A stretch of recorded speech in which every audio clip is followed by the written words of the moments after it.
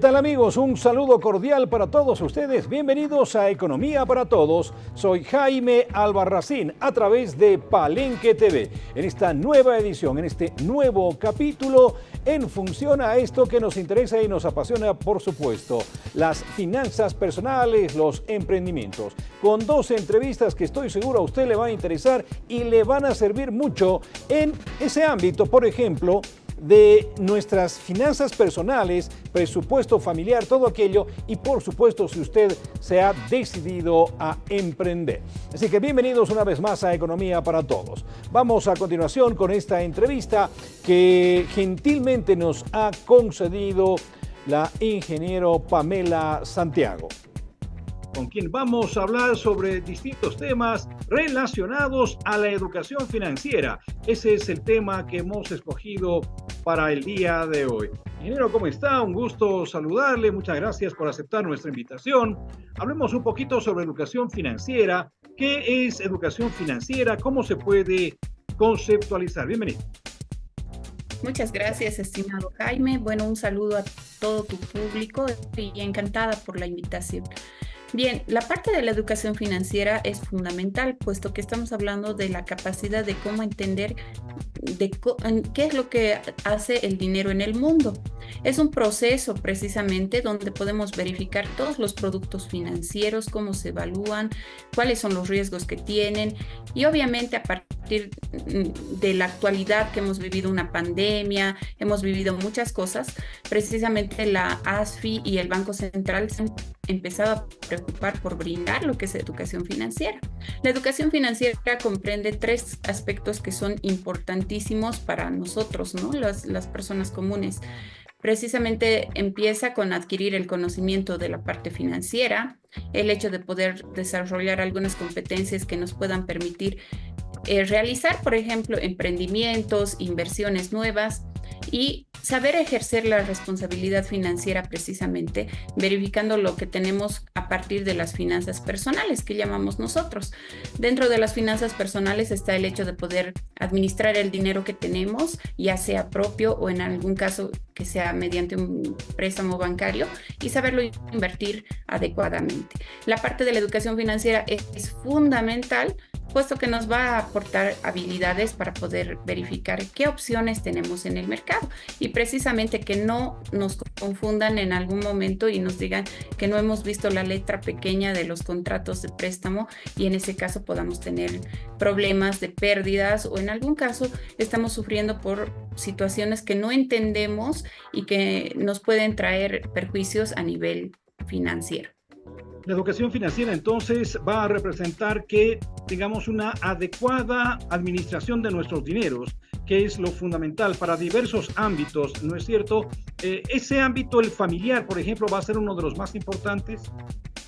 Correcto. La parte de las decisiones financieras influyen muchísimo. En la parte crediticia, por ejemplo, actualmente en la parte de microcréditos, se evalúa también los pequeños gastos que se tienen de la FAMI empresa.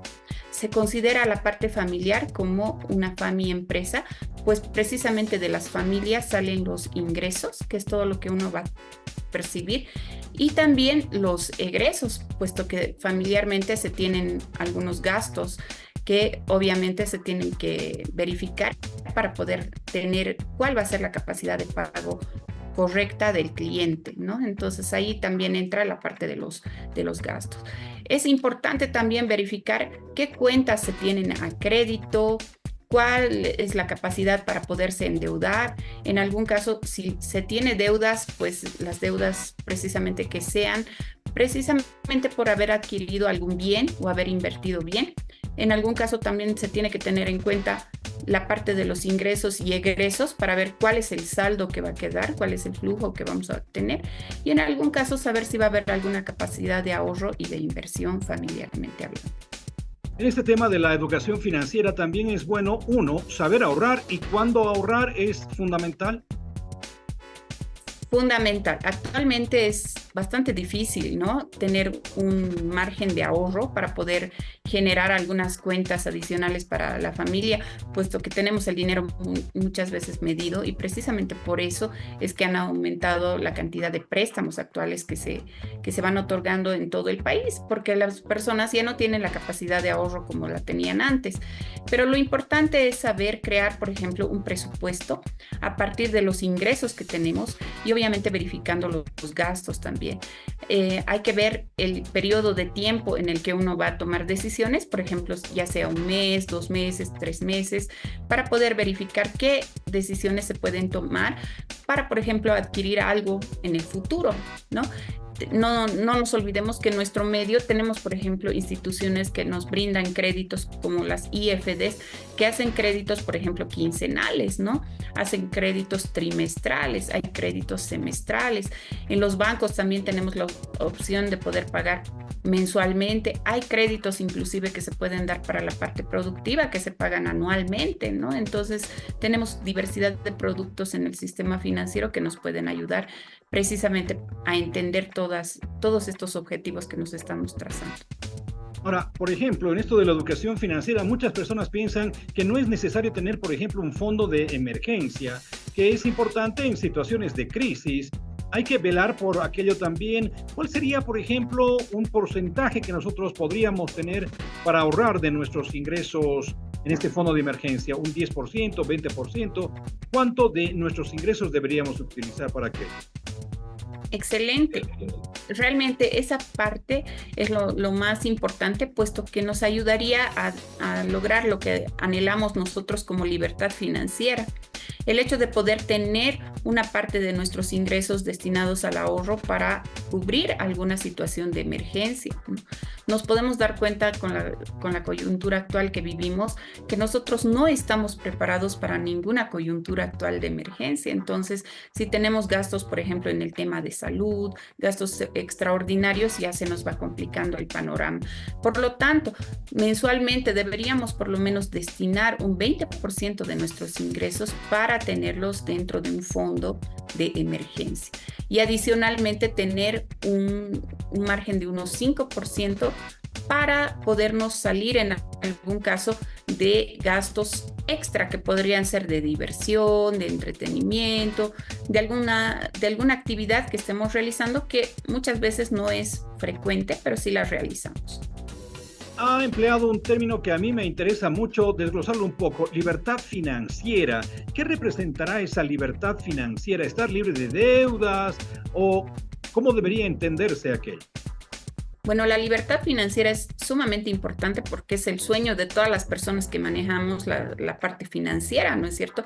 El hecho de tener una libertad nos permite precisamente tener un fondo o un colchón o un respaldo que precisamente nos va a servir en el momento adecuado, ¿no? Es el hecho de poder destinar cierta parte de los ingresos a un ahorro que se puede utilizar ya sea en el futuro en una inversión o precisamente puede ayudarnos a cubrir alguna necesidad que tengamos que sea de carácter inmediato.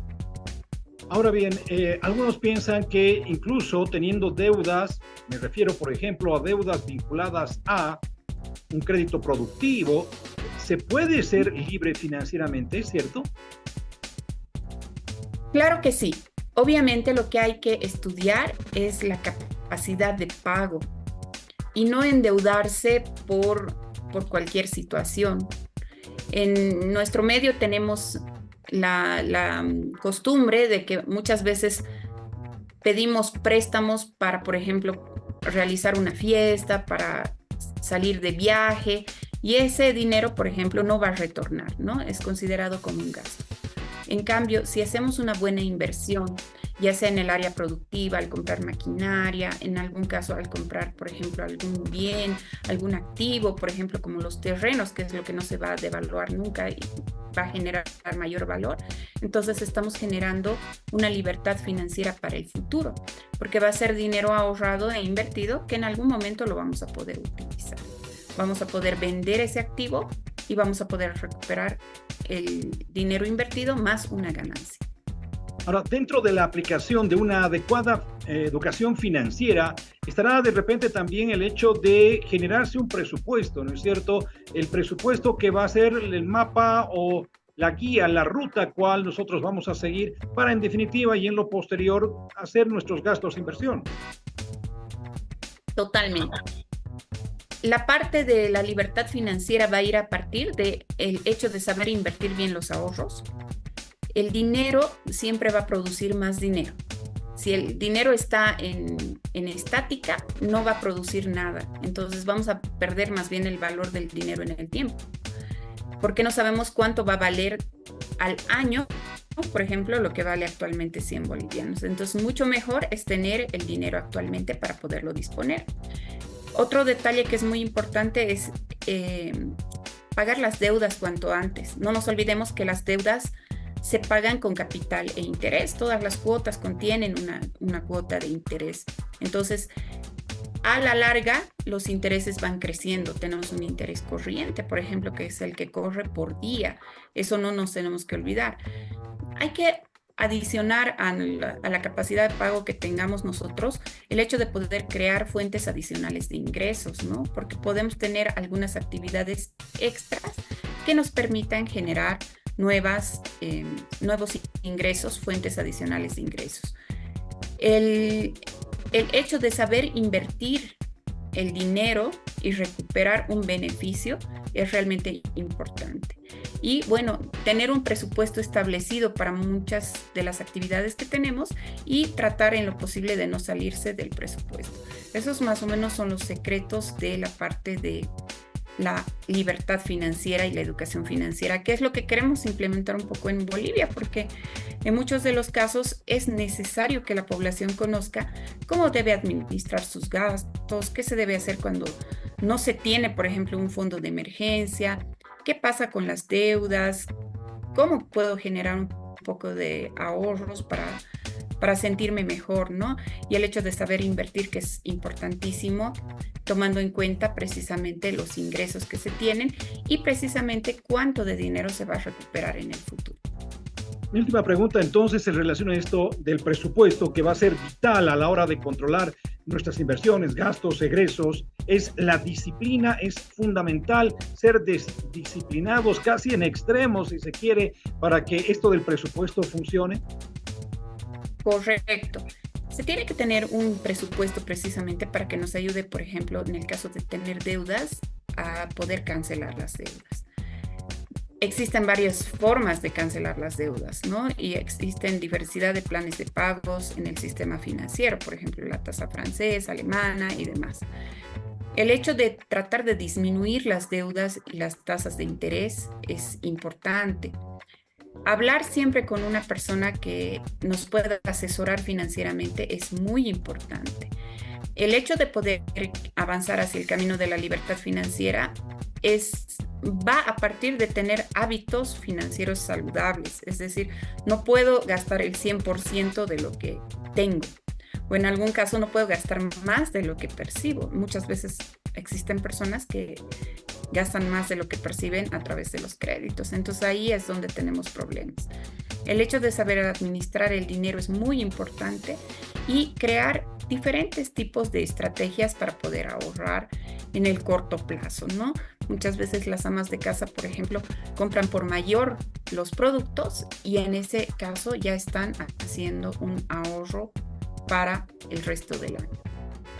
Excelente, muchísimas gracias, ingeniero, por estas expresiones, por estas afirmaciones, por estos datos y consejos que nos ha brindado sobre lo que representa la educación financiera, que va más allá de adquirir conocimientos, sino aplicar en términos de, por ejemplo, presupuesto, ser disciplinados en presupuesto, tener un gasto equilibrado y también es muy importante, según lo que usted nos ha comentado, tener un fondo de ahorro. Muchísimas gracias, ingeniero. Hasta una próxima oportunidad. Muchas gracias, Jaime. Realmente agradecida contigo y con todo tu público. Hasta la próxima. Muy bien, muchísimas gracias. Una vez más le decimos al ingeniero Pamela Santiago, que además es jefe de carrera en la Universidad Loyola y que por supuesto también comparte toda esta experticia allá en ese centro de formación. A continuación, noticias internacionales, como siempre tenemos acá en Economía para Todos. Vamos a ver cómo le ha ido a Dina Boluarte, presidenta del Perú en ejercicio, en relación a esa visita que ha realizado, por ejemplo, a China, donde está buscando financiamiento. Vamos a esa nota.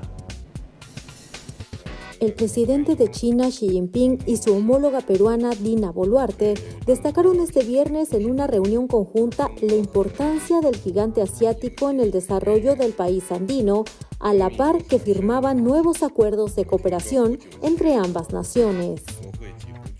El líder chino dio la bienvenida a la presidenta de Perú en una ceremonia oficial llevada a cabo en la Plaza del Este del Gran Palacio del Pueblo de Pekín, donde se llevó a cabo el encuentro. Durante la reunión, en la que también estuvo presente el canciller chino Wang Yi, Xi destacó el importante papel de las empresas chinas en el desarrollo económico del país andino y reafirmó el apoyo de Pekín, además de mostrar su respaldo activo a la organización de la cumbre informal de líderes de la APEC este año en Lima.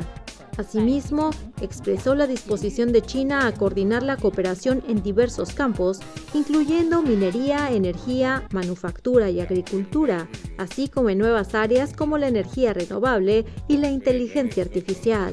Por su parte, Boluarte destacó las contribuciones históricas de la comunidad china en Perú y la creación de empleos y transferencia de tecnología por parte de las empresas chinas.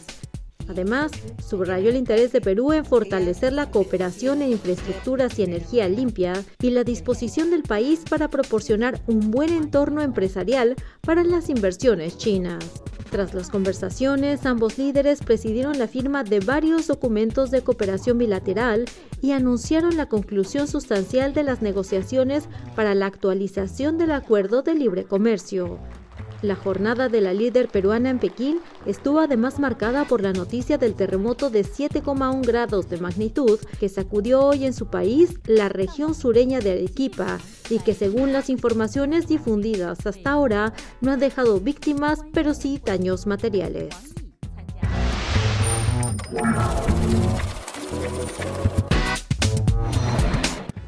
Continuamos aquí en Economía para Todos en este segundo bloque de nuestro programa, donde habitualmente realizamos también un recuento de los hechos noticiosos más destacados, más importantes de esta semana que transcurre. Por supuesto que ha sido una semana donde definitivamente han pasado muchas cosas en el país. Así que vamos a comentar todo aquello que ha venido sucediendo también en materia económica. Vamos, por ejemplo, a esta nota que está vinculada a esto que definitivamente ha marcado, ¿no es cierto?, todo lo que ha representado este problema económico que se presenta en el país. Y fíjese usted que el presidente del Estado sostuvo una reunión con alcaldes de los 10 municipios más importantes que tiene Bolivia en función a la cantidad de población, a eso me refiero. Y bueno, ha estado presente también, como no podía ser de otra manera, el municipio del Alto, donde se ha hablado de crédito y refinanciamiento de algunas deudas. Vamos a ver. Hemos podido ver con mayor detalle las necesidades que tienen nuestros municipios, todos los problemas que están enfrentando, no solamente financieros, sino inclusive en la parte legal laboral que están enfrentando nuestras alcaldías. Una reprogramación de los créditos del Fondo Nacional del FNDR que tiene con los municipios para poder aliviar su flujo de caja y por lo tanto tener más recursos para seguir haciendo obras para las bolivianas y los bolivianos. También hemos tomado muy en cuenta el tema laboral que han estado planteándolo. Hemos conformado, por lo tanto, una comisión con el Ministerio de Justicia y personal entendidos en la materia de los municipios y del Ministerio de Trabajo para que puedan revisar toda la normativa y la aplicación de esta normativa en los diferentes procesos que enfrentan nuestros hermanos y hermanas alcaldes y alcaldesas. Hemos recibido una necesidad que han planteado nuestros hermanos alcaldes y alcaldesas respecto a una inyección de liquidez que requieren nuestros municipios. Tenemos varias leyes que están en la Asamblea Legislativa Plurinacional, como ustedes conocen, y uno en particular que nos daba como Gobierno Nacional una liquidez para poder enfrentar y en realidad reponer los recursos que en su momento el Tesoro General de la Nación había incurrido en la lucha contra el COVID-19 y por lo tanto hay unos recursos que si de aprobarse este crédito nosotros nos hemos comprometido que el equivalente a $50 millones van a ser distribuidos de una manera en que ellos mismos lo van a decidir para los diferentes capitales de departamento y de nuestra alcaldía de la ciudad de La. Hablemos a continuación de este retiro de dinero que se produjo en los cajeros automáticos como producto de este intento de golpe de Estado que se ha vivido en el país. Muchas personas se dieron cita rápidamente en los cajeros automáticos y procedieron al retiro de una buena parte de los dineros que tenían en sus cuentas. Vamos a ver lo que sucedió. En un momento vine y no había, pero ahora totalmente se llenó. Toda la gente está pues desesperada, creen que van a congelar cuentas de repente, no va a haber dinero. Este es el tercer cajero. Con los que están sin dinero fuera de servicio como este del DCP. Al menos aquí está un poco corta, en lo del segundo anillo y el tercer anillo está un poco complicado. Porque no tenemos estabilidad jurídica, no tenemos estabilidad social, no tenemos estabilidad económica, o sea, no hay nada que sea estable en este país. Pero sí, en otros lados parece que están con largas colas. Y en función a esto que usted ha visto, en función a esta situación de los retiros de dinero, bueno, en algunos casos, algunos sistemas financieros de otros países llegan a colapsar. Afortunadamente, en Bolivia no ha sucedido aquello porque hay una solidez en la banca y eso es también digno de destacar. En ese sentido, un reporte de la ASFI da cuenta que solamente, escuche bien, se afectó al 1% de todo el dinero que circula a través de cajeros automáticos. Se ha podido precisamente atender lo que han sido las salidas que ayer y las filas que se han visto en los cajeros automáticos. Estas salidas se han dado entre las 3 de la tarde y entre 4 y 6 de la tarde, en la que varios consumidores financieros han ido a los cajeros automáticos. El impacto que ha representado esto ha sido menor al 1% del total de los depósitos y de la información que hemos recibido de las entidades financieras tampoco es que los cajeros automáticos se han quedado sin efectivo, tenían efectivo y las entidades de lo que hemos podido ver ahora y tenemos algunas fotos, no sé si podemos pasar. Ya no hay las filas en los cajeros automáticos, está completamente normal y hemos sacado una carta circular a las entidades financieras haciéndoles conocer también que tienen que tomar las previsiones necesarias para poder atender todos los requerimientos que puedan tener la población. Sin embargo, de la inspección que hemos podido hacer a diferentes entidades en el eje troncal, hemos podido ver que hay bastante normalidad. Continuamos con este resumen, con estas notas que les estamos presentando en torno a los hechos más destacados que se han producido en esta semana. Vamos a esta nota que llega desde Potosí, donde juntas vecinales han lanzado un contundente rechazo a la propuesta de incremento en las tarifas del transporte público en ese distrito. Justamente también se nos ha socializado de parte del ingeniero Nelson Fuentes la propuesta de los transportistas, que sería de 2 bolivianos, pero habiendo hecho un amplio análisis de parte de los distritos, hay algunas resoluciones que dicen, ¿no? Uno, que se rechaza categóricamente cualquier alza de precios de los pasajes del autotransporte hacia la población potosina. Dos, exigimos a las autoridades del municipio, vale decir alcalde, consejo municipal, consejo de transporte, hacer valer el principio de autoridad y que se respete la ordenanza municipal 035 del 2014. De la misma manera, tienen que respetarse los plazos de la consultoría, para que sepa la población, los dirigentes del autotransporte están haciendo pagadera a la población por sus errores. La primera vez que se reunió para hacer este tema del análisis de la consultoría, la alcaldesa Leslie Flores colocó 70.000 bolivianos para que se haga la consultoría. Posteriormente a eso, se reunieron los señores del transporte con la alcaldesa Mayra Churatá y ahí se hizo la rebaja de 49.900 bolivianos. ¿Por qué motivo? No querían que pase al Consejo Municipal para que se apruebe el tema del autotransporte, el estudio tarifario. Y pensaron que con estos 50.000 se les ha hecho la observación y se les ha dicho que era muy bajo el monto económico, pero ellos indicaron que se iba a hacer, que habría consultoras. Incluso los mismos autotransportistas indicaron que ellos tenían sus consultoras que podían llevar adelante esta situación. Eso quiere decir que prácticamente ellos se han equivocado y están haciendo pagadera a la población. Entonces, que sean un poco más conscientes, que den la cara y que digan la realidad, que ellos se han equivocado en hacer rebajar el monto económico de 70.000 a 49.000 bolivianos. Se otorga un plazo máximo de 10 días para que se convoque a la cumbre del transporte de la ciudad de Potosí. En esta cumbre del transporte vamos a estar todas las organizaciones que hemos sido vulneradas nuestros derechos, juntas vecinales, juntas escolares, universitarios. Ya tenemos un comité de movilizaciones también que se ha llevado adelante la anterior vez, se está reactivando este comité de movilizaciones. De la misma forma se está creando el transporte libre. Estamos invitando a todos los vecinos que tengan sus civilianes, transporte, vengan, trabajaremos y de una vez crearemos un nuevo transporte vecinal.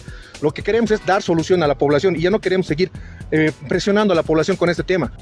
Hablemos también de las quemas forestales, de este desmonte ya que se está produciendo en función a la ampliación de la frontera agrícola. Bueno, está teniendo sus consecuencias porque hay una cantidad importante de incendios forestales que se están registrando con pérdidas significativas a nivel de la economía. Hasta el momento son 6 eventos activos, pero que han sido controlados, en algunos lugares mitigados. Y lo que ha pasado por el Valle de Tucabaca, nosotros quiero hacerle conocer, nosotros dijimos que íbamos a ser implacables, que íbamos a hacer prevalecer las leyes penales que tenemos, que ahora nos abren la posibilidad de meter a aquellos pirómanos a la cárcel. Es por ello que nosotros hemos iniciado procesos penales hoy día para que tengan conocimiento en la población, que muy pronto lo vamos a hacer conocer a todos ustedes con nombre y apellido y qué predios hemos detectado aquellos incendios que se han propagado. Por la de San Matías, que hemos iniciado el proceso penal, que después, porque hoy día lo han presentado nuestros jurídicos y entonces me van a pasar la información precisa. Bueno, ahorita todos los predios privados, hasta este mes, hasta finalizar, pueden hacer su solicitud de quemas controladas, siempre y cuando reúnan todos los requisitos que le pide la ABT y nosotros las autorizamos con quemas controladas. Aquellos que no tengan una autorización por parte de ABT son quemas ilegales, por lo tanto nosotros actuamos con procesos administrativos. Muy bien, cerramos así entonces este segmento dedicado a revisar todo lo que representa estos hechos noticiosos que han caracterizado a la semana. Por favor, aguárdenos que enseguida retornamos con nuestra segunda entrevista. Por favor, quédese junto a nosotros.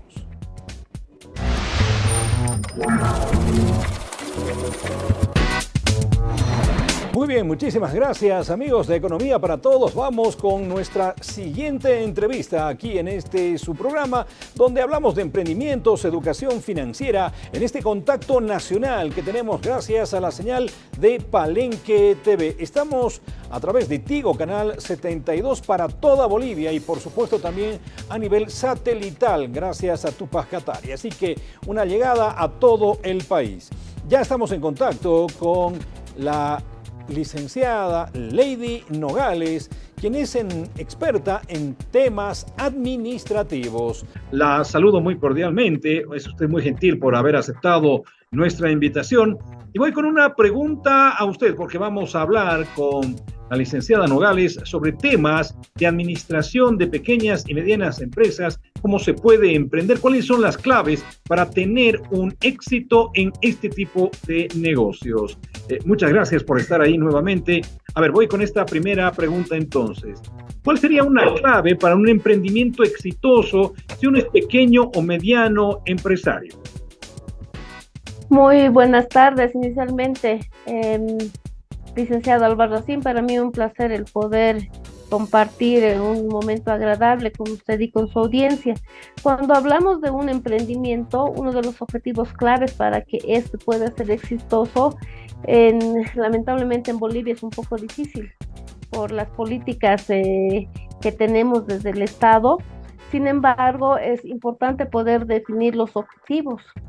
Si hablamos de objetivos claros y concretos, eso nos van a permitir poder establecer metas para poder determinar los objetivos, tanto financieros como operativos, en el corto y el mediano plazo en una empresa, ¿no? Entonces, es importante poder definir y determinar las prioridades que vamos a tener en nuestro emprendimiento, ¿no? Como les decía, aquí en Bolivia es un poco difícil y complicado el poder realizar un emprendimiento por las políticas del Estado que tenemos. El tema impositivo en nuestro país lamentablemente es algo que obliga a muchos de los emprendimientos a iniciar sus actividades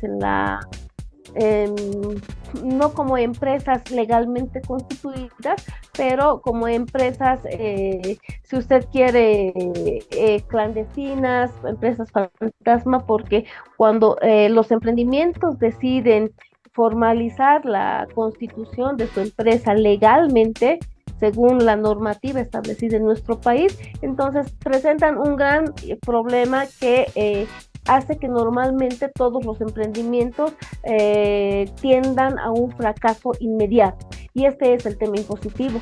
Lamentablemente en nuestro país el tema impositivo es algo que no permite que el emprendedor, el pequeño, mediano empresario pueda invertir en nuestro país. Es por eso que tenemos fuga de muchas empresas, no solo pequeñas y medianas empresas, sino empresas grandes también. No nos olvidemos que las empresas se categorizan en tres grandes grupos: las microempresas, las pequeñas empresas, las medianas, y en un cuarto grupo estaríamos hablando de las grandes empresas, ¿no? Entonces, estas cuatro categorías de empresas que tenemos, básicamente se diferencian por tres variables. La primera es el número de trabajadores. Cuando hablamos de una microempresa, hablamos de 1 a 10 trabajadores, ¿no? Otra variable que es determinante para poder determinar el tipo o el tamaño de empresa de la que estamos hablando es el promedio de ventas mensuales que tiene la empresa. Y luego podremos hilar un poco más fino cuando hablamos del inventario promedio que tienen en los activos.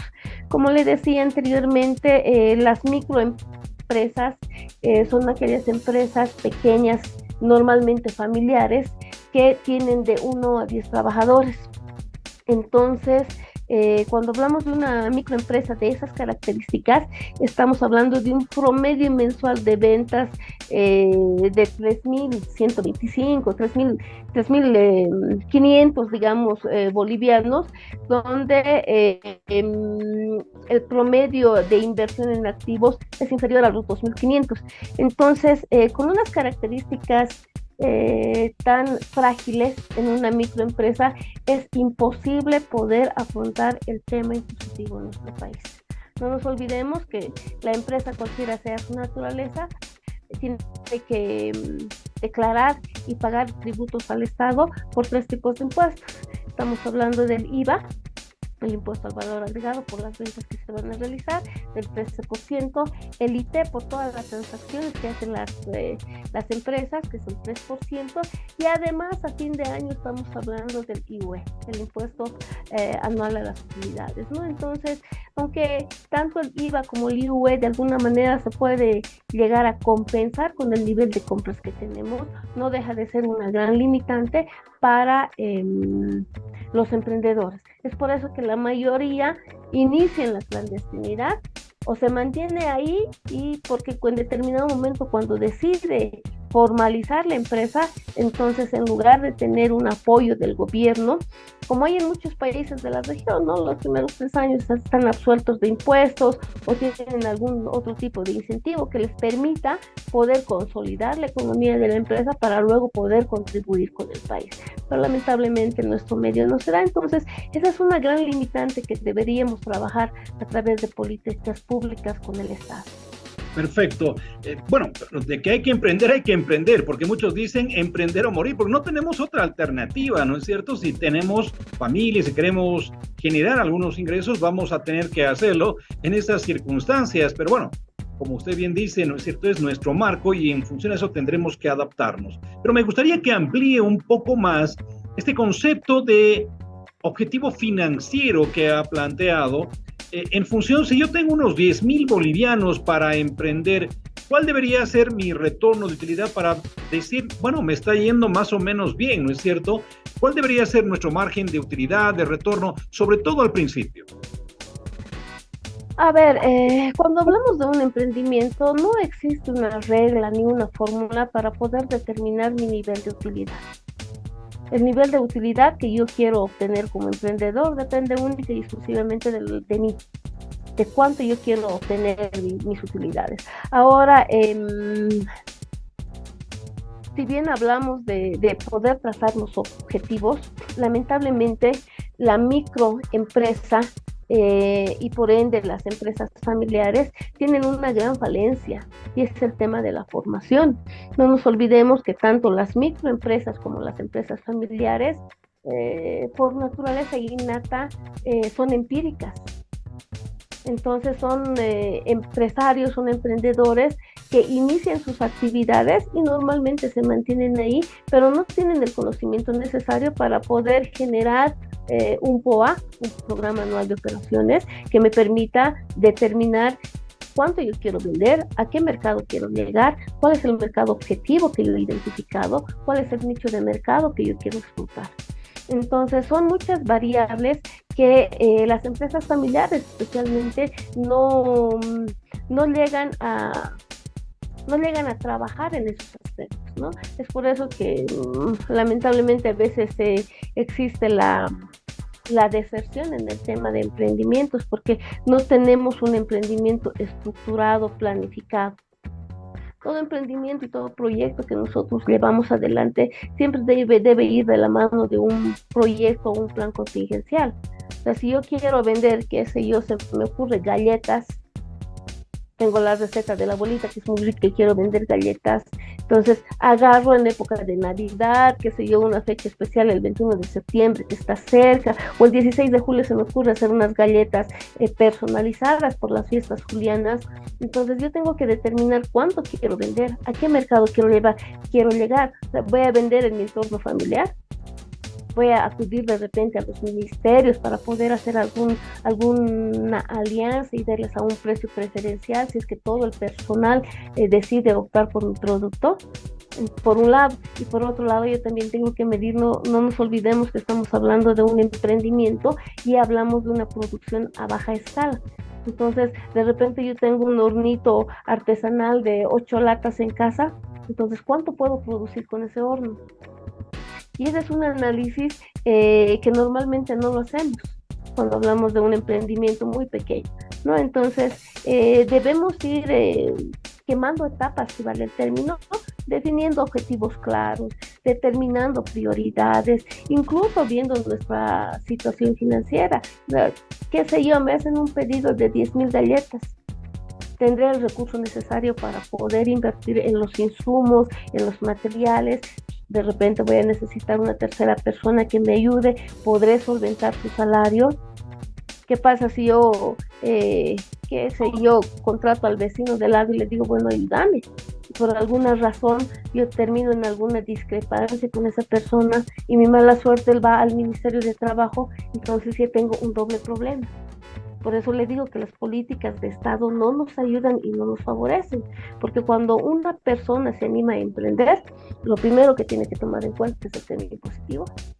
Ya le había dicho el IVA, el IUT, el IUE, el tema de la responsabilidad con las personas que vamos a trabajar, sus aportes a la gestora, su Caja Nacional de Salud. Entonces, son muchos elementos que en las empresas familiares especialmente no se las toman en cuenta.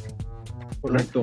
Ahora bien, sí, quería preguntarle en función a lo que usted nos ha dicho, que vamos a ver, si me está yendo relativamente bien, ¿debo pensar, digamos, en una reinversión inmediata, es decir, utilizar de capital que me está generando esta actividad económica, reinvertir en, por ejemplo, en el caso de las galletas, tener un stock más amplio de harina, por ejemplo, u otros elementos que se utilizan. De repente, ¿por qué no comprarme un hornito más grande? En fin, es importante al principio reinvertir o primero pagarme mi sueldo. ¿Qué diría usted?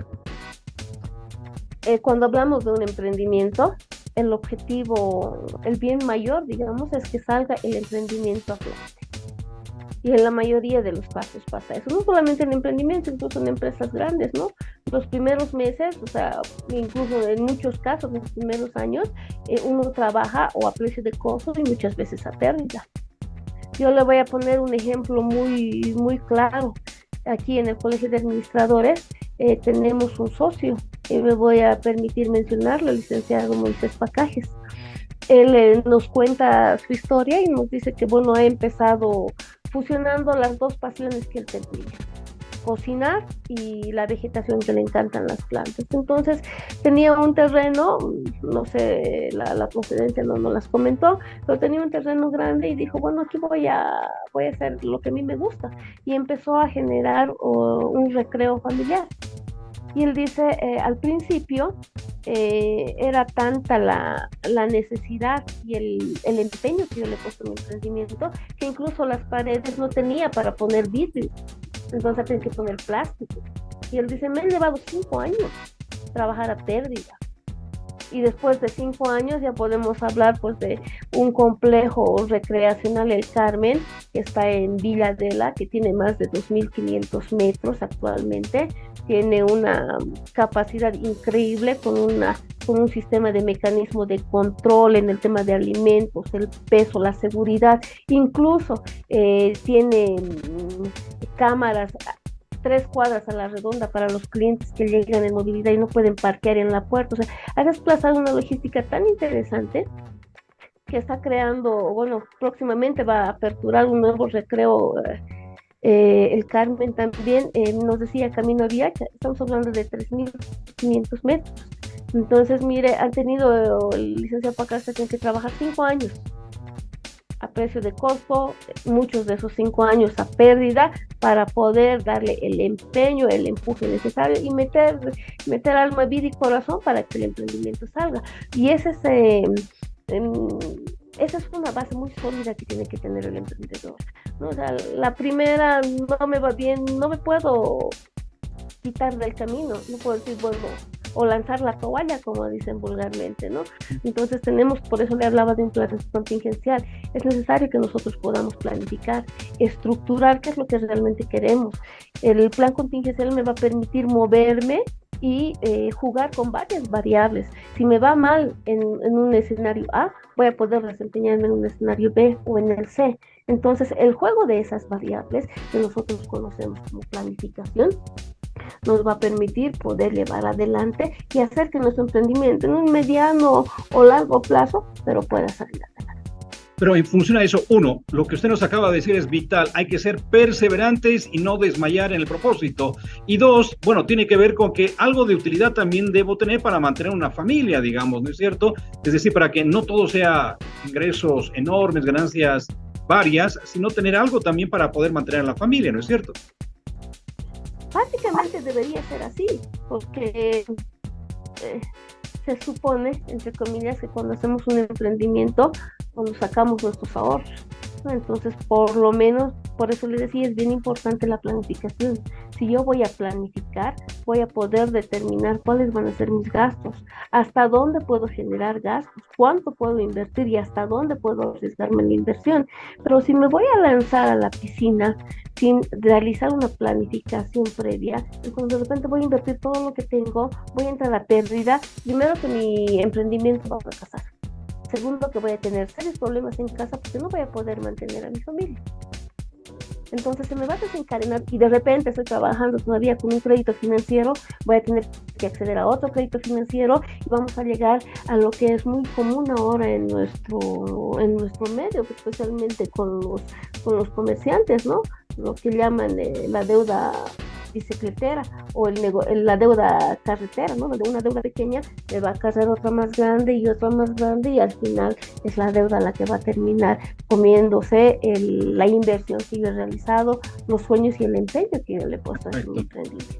Mi última pregunta es, agradeciéndole siempre su gentileza y todo el conocimiento que usted tiene, el presupuestar dentro de una pequeña y mediana empresa, ¿cuán importante es aquello para precisamente tener un norte, para tener, no sé, ver un equilibrio financiero también? Claro, como le decía, parte de la planificación es el presupuesto, ¿no? Entonces el presupuesto es una herramienta tan exquisita que me va a permitir en primera instancia maximizar mis ingresos, minimizar mis gastos, ponerme un límite. Hasta aquí puedes comprar materiales, hasta aquí puedes contratar personal, ¿no? Y me va a poder, a futuro me va a poder determinar el horizonte de la sostenibilidad. Ahora, hablar de presupuesto es un tema bastante amplio.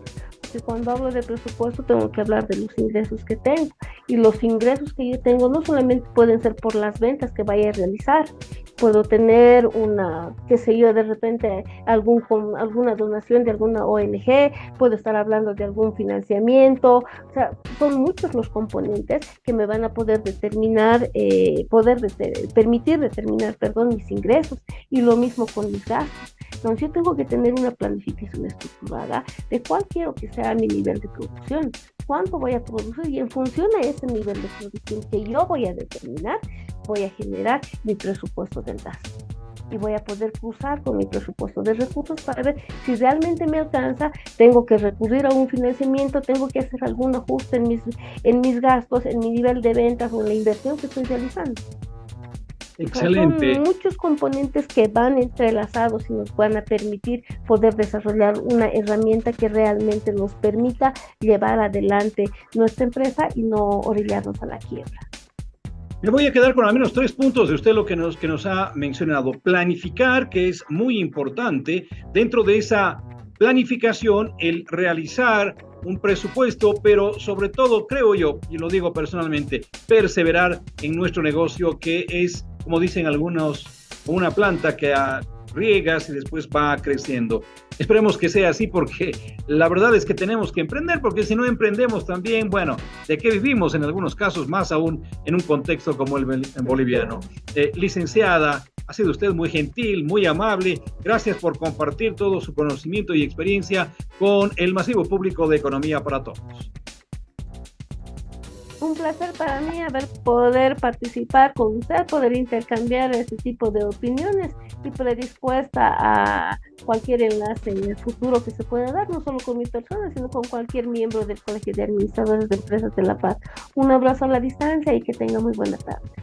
Muchísimas gracias, un gusto entonces, ha sido un verdadero placer. Hemos dialogado con la licenciada Lady Nogales, que como ustedes han podido ver, tiene mucho conocimiento en esto de emprender. Vamos a continuación a información internacional. Vamos a ver esa disputa que continúa entre chinos y europeos en función a aranceles, préstamos, en fin, una verdadera guerra económica que se ha desatado. Vamos a ver. En los últimos 100 años, las marcas de automóviles de lujo como Mercedes-Benz, BMW, Volvo o Porsche han dominado el mercado mundial. De la misma manera, las marcas de autos baratas como Volkswagen, Fiat, Peugeot y Seat también eran las dominantes, dándole el título a Europa como la capital de la producción de automóviles. Al menos esto era hasta ahora. Desde hace años, Europa quiere combatir el calentamiento global, lo cual ha llevado al gobierno de la Unión Europea a imponer restricciones y acelerar la transición de coches a combustión, es decir, que consumen gasolina o diésel, a coches eléctricos. Y es aquí que China está por quitarle el título a Europa. China está volviéndose un líder en la producción de automóviles, específicamente autos eléctricos. Así es, aquí en este gráfico verás cuántos coches eléctricos se producieron en el año 2023. Como verás, China lidera la producción, pero de lejos, sobrepasando 13 millones de coches en el 2023. Alemania le sigue con 4.4 millones, seguido por Estados Unidos con 4.1 millones. Japón, el hogar de Toyota, Nissan, Honda y Suzuki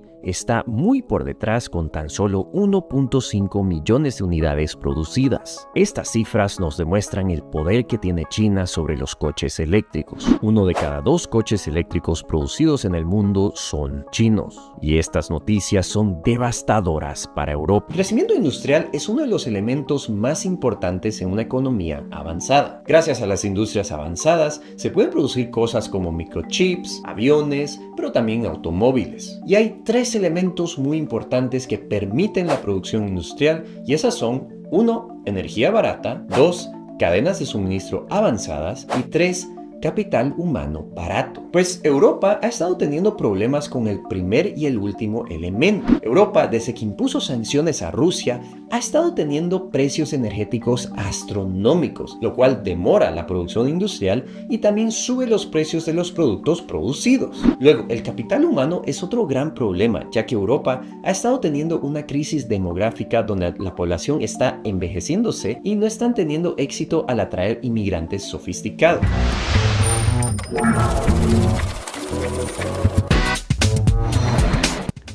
Parte final entonces de Economía para Todos, amigos.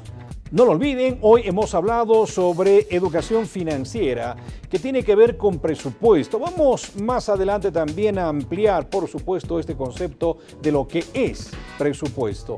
También hemos hablado en esta oportunidad de lo que es generarse un fondo de ahorro para poder tener siempre dinero a la mano en cualquier circunstancia que se presente y también tener un fondo de emergencia que es vital a la hora de que se vaya a presentar una crisis familiar y no tengamos recursos. Importante entonces educación financiera, pero hemos hablado también de emprendimientos, cómo es vital planificar, igual aquí en un pequeño emprendimiento, tener un presupuesto, ser disciplinados y tener mucha paciencia, que es lo importante y lo fundamental a la hora de emprender. Amigos, soy Jaime Albarracín, ya estamos acá en nuestra casa, en el Megacenter, junto a la familia de Palenque TV, así que seguramente vamos a retomar también mucho más de la dinámica de Economía para Todos. Ustedes han sido muy gentiles, no lo olviden, la economía depende de uno. Hasta la próxima.